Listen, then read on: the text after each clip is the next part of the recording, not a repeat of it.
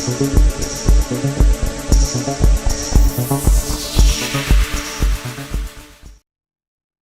Bapak Ibu dan rekan-rekan semuanya, berjumpa lagi bersama saya. Pada video kali ini saya coba menampilkan panduan penggunaan aplikasi Rapot SP versi 2023, khususnya untuk guru mapel dengan fitur nilai akhir. Oke, langsung saja kita simak videonya. Langkah pertama, silakan dibuka aplikasinya, kemudian ketikkan username dan password sebagaimana yang sudah diberikan oleh admin di sekolah. Klik sign in. Kemudian pilih sekolah. Nah, di sini Bapak Ibu bisa cek di halaman depan, fitur yang aktif itu adalah fitur nilai rapot akhir semester saja, yang artinya Bapak Ibu guru jika menggunakan fitur ini artinya hanya menginput nilai akhir jadi, jadi tidak melalui proses input nilai sumatif. Nah, proses untuk mengaktifkan fitur ini itu dilakukan oleh admin berdasarkan kesepakatan yang dilakukan di sekolah. Jika semua guru menggunakan fitur ini, silakan nanti dibuka oleh admin. Oke, jika Bapak Ibu menggunakan fitur nilai akhir, ya, jika menggunakan fitur nilai akhir, maka langkah yang harus ditempuh oleh Bapak Ibu guru yang pertama adalah menginput tujuan pembelajaran. Ya. Silakan dipilih mata pelajarannya. Ya, silakan di sini Bapak Ibu tambahkan dulu tujuan pembelajarannya. Baik untuk kurikulum 13 maupun untuk kurikulum Merdeka sama saja. Langkahnya, klik tambah tujuan pembelajaran, kemudian pilih mata pelajaran. Selanjutnya, silakan ketikkan atau pilih jumlah tujuan pembelajaran yang akan ditambahkan.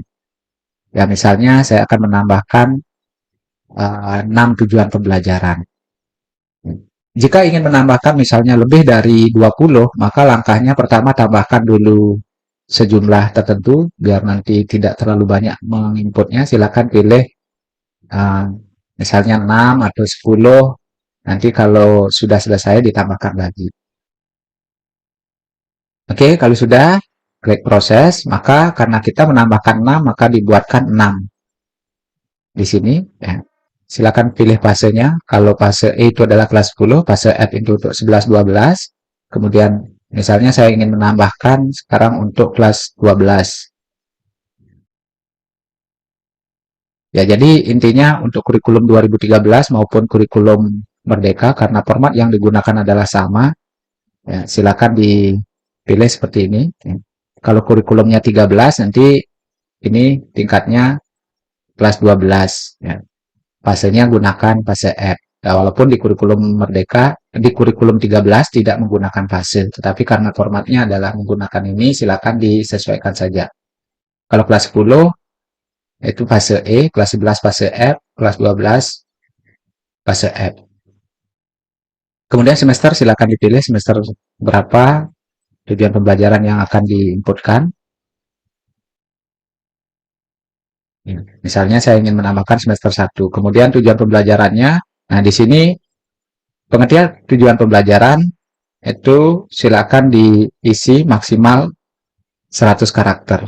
Ya, karena ini akan digunakan sebagai dasar untuk membuat deskripsi. Oke, saya contohkan.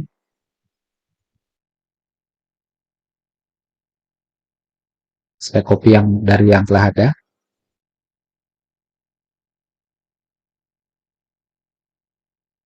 Oke, jadi ini ya. Namun pengetikannya usahakan dimulai dari huruf kecil biar nanti hasilnya lebih bagus untuk deskripsinya. Oke, demikian ya. Kalau sudah, klik simpan. Ya, maka di sini akan ditampilkan ada 6. Nah, kalau ingin menambahkan lagi, klik tambah, kemudian pilih mata pelajaran, pilih jumlah yang akan ditambahkan lagi.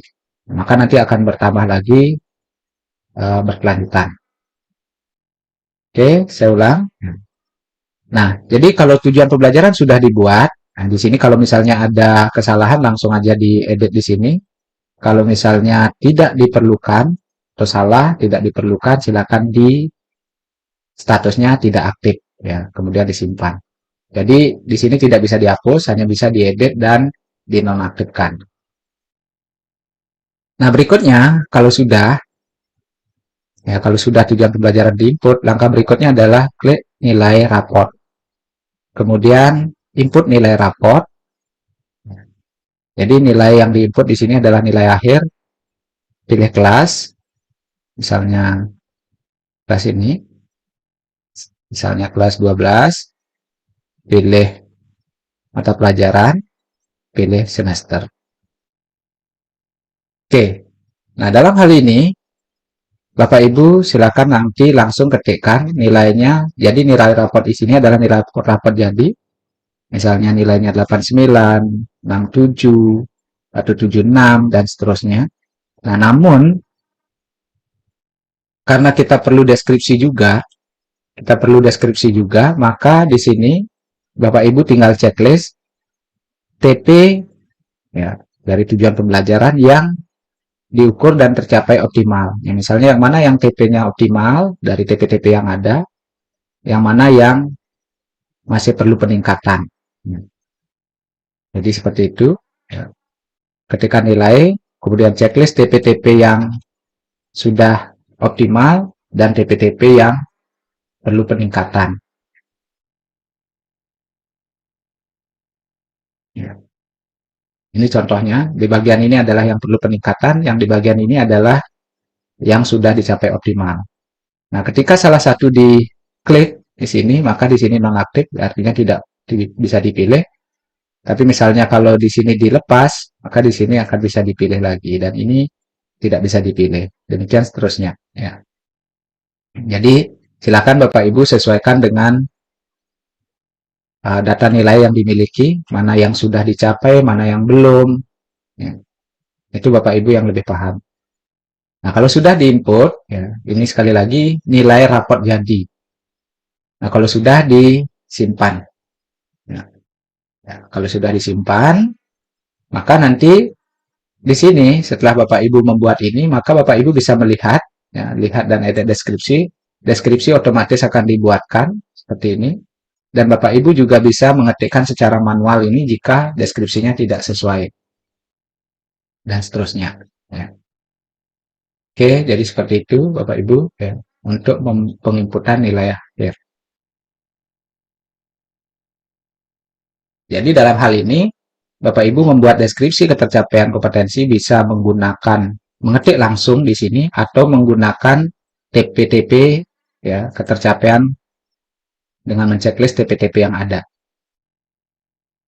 Sekali lagi, kalau sudah disimpan, maka kalau kita lihat hasilnya di sini, ya, deskripsinya sudah dibuatkan otomatis.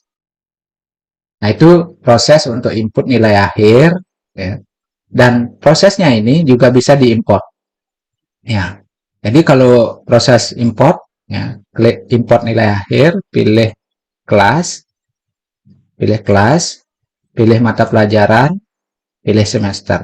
Nah, kemudian pada bagian ini silakan klik download nilai, ya, karena kebetulan ini adalah nilai mapel prakarya, klik download. Jadi sekali lagi proses ini sama baik kurikulum 13 maupun kurikulum merdeka. Nah, selanjutnya jika kita ingin mengimport nilai, formatnya seperti ini, silakan diisikan nilainya dan deskripsinya diketikkan secara manual. Ya.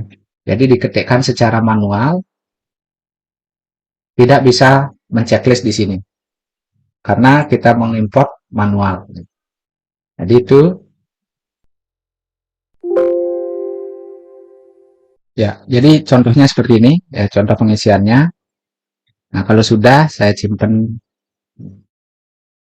Oke, kalau sudah, sekarang bagaimana cara importnya? Untuk melakukan import, kembali lagi pilih import nilai, pilih kelas, pilih mata pelajaran, pilih semester. Nah, di sini pilih formatnya yang sudah diisi nilai, klik import. Oke, nilainya sudah masuk. Nah, kalau kita mau lihat, jadi kebetulan kelas bahasa, input nilai, ya, kita lihat hasilnya. Ya, jadi ini. Nah, kebetulan di sini tidak ada checklist, tapi kita bisa lihat di edit. Nah, ini karena deskripsinya dibuat manual. Nah, kalau misalnya mau diedit ke pemberian deskripsi secara dengan cara menceklis TP-TP, ya bisa dilakukan juga di sini diedit. Ya. Maka nanti deskripsinya akan itu dihapus dan digantikan dengan deskripsi hasil checklist ini. Kalau sudah disimpan. Nah, baik itu untuk input nilai akhir. Nah, khusus untuk guru yang mengampu mata pelajaran K13, di sini nanti seperti biasa menginput nilai karakter P3. Ya, pilih kelasnya, pilih semester, pilih dimensi yang akan dinilai. Nah, kemudian di sini akan ditampilkan elemen-elemen dari dimensi tersebut. Kemudian silakan diberikan penilaian apakah terhamati, berkembang, dan seterusnya terhadap setiap subelemen. Ya, apakah dia sangat berkembang, mulai berkembang, ya, dan seterusnya pada aspek-aspek yang diamati. Kalau ada aspek yang tidak diamati, pilih tidak teramati, maka tidak ada nilainya. Ya. Jadi seperti itu Bapak Ibu ya proses penginputannya kalau sudah simpan. Demikian juga untuk dimensi yang lainnya. Baik, demikian Bapak Ibu untuk proses input nilai raport dengan fitur input nilai akhir oleh guru mata pelajaran. Semoga video ini membantu dan jangan lupa untuk tetap mendukung channel ini dengan like, komen, dan subscribe. Jangan lupa juga untuk share video ini agar bisa memberikan manfaat untuk kita semua. Salam dan bahagia.